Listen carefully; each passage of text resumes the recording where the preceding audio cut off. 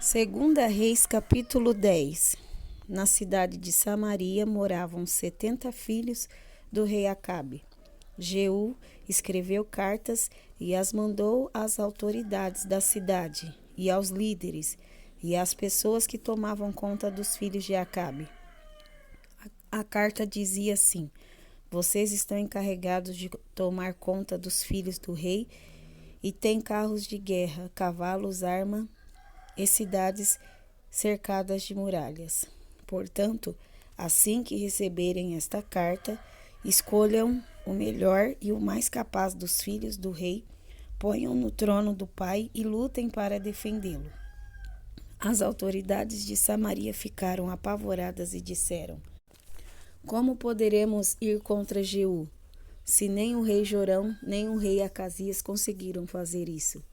Aí o oficial encarregado do palácio e o oficial encarregado da cidade, junto com os líderes e as pessoas que tomavam conta dos filhos de Acabe, mandaram a Jeú esta mensagem: nós somos seus criados e estamos prontos para fazer tudo o que o Senhor disser.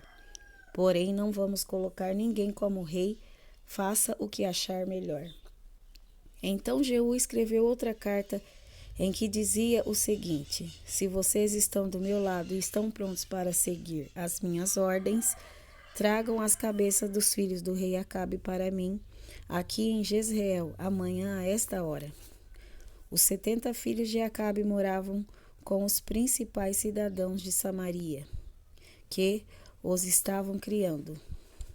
Quando receberam a carta de Jeú, os líderes de Samaria mataram todos os 70 príncipes. Depois puseram as cabeças deles em cestos e as mandaram para Jeú em Jezreel. Foram contar a Jeú que as cabeças dos filhos de Acabe haviam sido trazidas. Então Jeú ordenou: façam com elas 2 montões no portão da cidade e deixem que fique lá até amanhã cedo.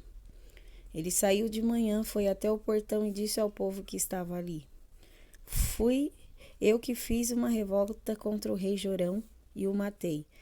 Vocês não são culpados disso. Mas quem foi que matou todos estes? Isso prova que vai acontecer tudo aquilo que o Senhor Deus disse a respeito dos descendentes de Acabe. O Senhor fez aquilo que prometeu por meio do seu servo Elias.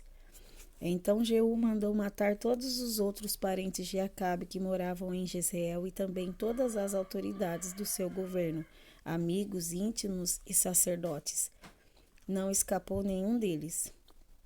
Jeú saiu de Jezreel para ir até Samaria. No caminho, num lugar chamado Campo dos Pastores, ele encontrou alguns parentes do falecido rei Acasias, de Judá. E lhes perguntou: quem são vocês? Eles responderam: somos parentes de Acasias. Estamos indo para Jezreel a fim de cumprimentar os filhos da rainha Jezabel e o resto da família do rei. Então Jeú ordenou aos seus homens: peguem essa gente, quero todos vivos. Eles os prenderam e os mataram perto de um poço que havia ali. Eram 42 ao todo e nenhum deles foi deixado vivo. Jeú saiu dali e no caminho encontrou-se com Jonadab, filho de Recabe, que havia ido falar com ele. Jeú o cumprimentou e disse: será que nós dois estamos pensando do mesmo jeito? Sim, respondeu Jonadab. Então, me dê a sua mão, disse Jeú.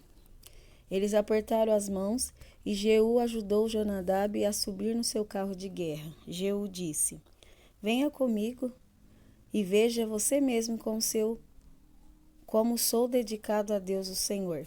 E Jeú o levou no seu carro para Samaria. Quando chegaram lá, Jeú matou todos os parentes de Acabe e não deixou nenhum vivo, conforme o Senhor tinha dito a Elias que ia acontecer. Jeú reuniu o povo de Samaria e disse: o rei Acabe serviu pouco o Deus Baal, mas eu o servirei muito. Portanto, reúnam agora todos os profetas de Baal, todos os seus adoradores e todos os seus sacerdotes, que não falte nenhum, pois eu vou oferecer um grande sacrifício a Baal. e quem não vier será morto. Mas esse era um jeito de Jeú enganar os adoradores de Baal para poder matá-los. Então Jeú deu a seguinte ordem: anunciem um dia de adoração em honra do deus Baal. O aviso foi feito e Jeú mandou mensageiros por toda a terra de Israel. Então vieram todos os adoradores de Baal, não faltou nenhum. Eles entraram no templo de Baal, que ficou completamente cheio. Então Jeú mandou que o sacerdote encarregado dos mantos sagrados trouxesse os mantos e os entregasse aos adoradores. Depois disso, Jeú entrou no templo com Jonadab, filho de Recabe, e disse às pessoas que estavam ali: vejam bem que somente adoradores de Baal estejam aqui e que nenhum adorador de Deus, o Senhor, tenha entrado.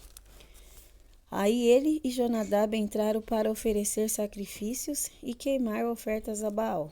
Jeú havia mandado que 80 homens ficassem do lado de fora, dando-lhes a seguinte ordem: matem todas essas pessoas que vou entregar a vocês. Quem deixar uma delas escapar pagará com a vida por isso. Assim que Jeú apresentou as ofertas, disse aos guardas e aos oficiais: entrem e matem todos, não deixe que nenhum escape. Eles entraram com as espadas na mão, mataram todos e jogaram os corpos para fora.